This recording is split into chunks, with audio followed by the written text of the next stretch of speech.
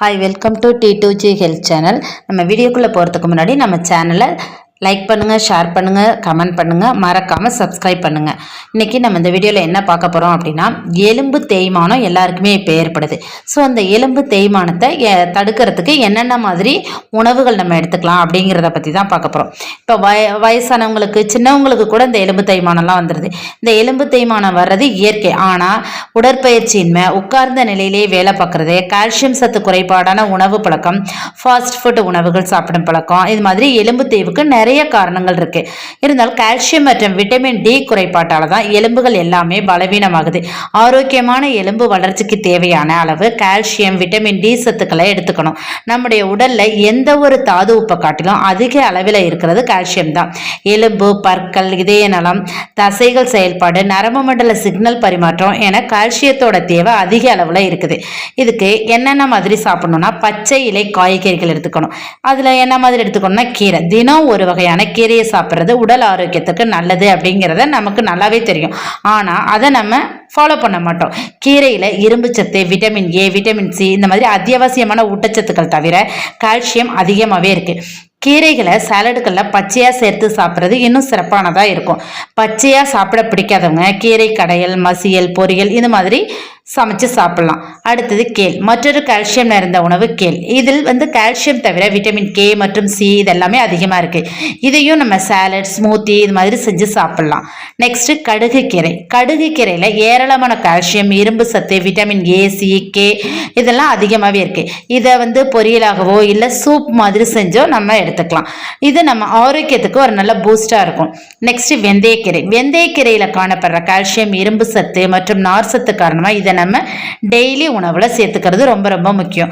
இது சப்பாத்தியாகவோ இல்லை சாம்பாராகவோ செஞ்சு சாப்பிடலாம். நெக்ஸ்ட் தண்டுக்கீரை. தண்டுக்கீரையிலையும் கால்சியம், இரும்பு சத்து, விட்டமின் ஏ, சி இதெல்லாமே இருக்கு. இதை நம்ம சூப்பாகவோ பருப்பு சேர்த்து மசியலாகவோ எப்படி வேணாலும் நம்ம சாப்பிடலாம். அடுத்தது பருப்பு வகைகள். பருப்பு வகைகள்ல ஃபர்ஸ்ட் கொண்டக்கடலை. கொண்டக்கடலை கால்சியம், புரோட்டீன் மற்றும் நார் சத்தோட சிறந்த ஆதாரமான உணவா இருக்கு. இதை நம்ம குழம்பு, சாலட், சூப்பு, குருமா என்ன மாதிரி வேணாலும் செய்யலாம். இதை நல்லா வேக வச்சு தாளித்த கொண்டக்கடலையை மாலை நேரத்தில் கூட நம்ம சாப்பிடலாம். ஸோ இந்த மாதிரி எந்த வழியில் வேணாலும் நம்ம கொண்டக்கடலையும் எடுத்துக்கணும். அடுத்தது துவரம்பருப்பு. பெரும்பாலான வீடுகளில் துவரம்பருப்பை வாரம் இருமுறையாவது சமைக்கிற பழக்கம் இருக்கும். இதில் கால்சியம், புரோட்டீன், இரும்பு சத்து இது எல்லாமே அதிகமாக காணப்படுது. அடுத்தது தட்டைப்பயிறு. இதில் கால்சியம், புரோட்டீன் மற்றும் இரும்பு சத்து அதிகமாக இருக்குது. இதை மாலை நேரத்தில் வேக வச்சு தேங்காய் பூ போட்டு தாளித்து சாப்பிடலாம், இல்லை சூப்பாகவும் செஞ்சு சாப்பிடலாம். அடுத்தது பச்சை பயிர். பச்சை பயிரத்தில் கால்சியம், புரோட்டீன், நார் சத்து இது எல்லாமே அதிகமாக காணப்படுது. இதை அப்படியே வேக வச்சு சாப்பிட்றதை விட இது நம்ம முளைக்கட்டி சாப்பிட்றது இன்னும் பயனுள்ளதாக இருக்கும்.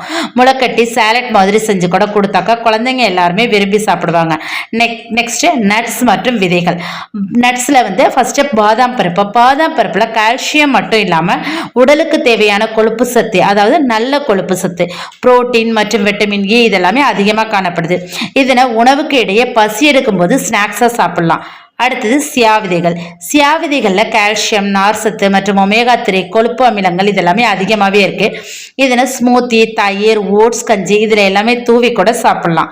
அடுத்தது ஆளி விதைகள். ஆளி விதைகளில் கால்சியம், ஒமேகா 3 கொழுப்பு அமிலங்கள் மற்றும் நார் சத்து இதெல்லாம் காணப்படுது.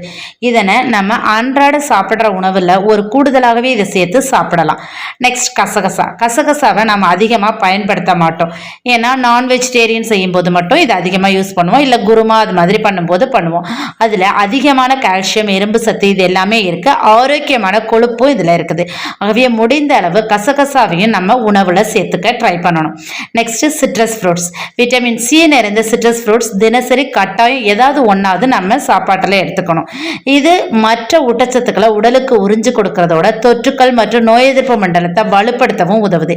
எலும்பு தேய்மானம் ஏற்படாமல் இருக்க இந்த உணவுகளை தொடர்ந்து சாப்பிட்டு வந்தோம் அப்படின்னா இந்த கால்சியம் நிறைந்த உணவுகளை நம்ம அன்றாட சாப்பிடும்போது வயசான பிறகுமே எலும்புகள்லாம் வலுவா வைக்க உதவுது.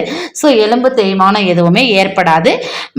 அதாவது நம்ம எலும்புகள் முதிர்ச்சி அடைஞ்சா கூட அந்த தேய்மானம் எதுவுமே ஏற்படாது. அதனால இந்த உணவுகளை கட்டாயம் எல்லாரும் எடுத்துக்கோங்க. தேங்க்யூ ஃபார் யுவர் வாட்சிங்.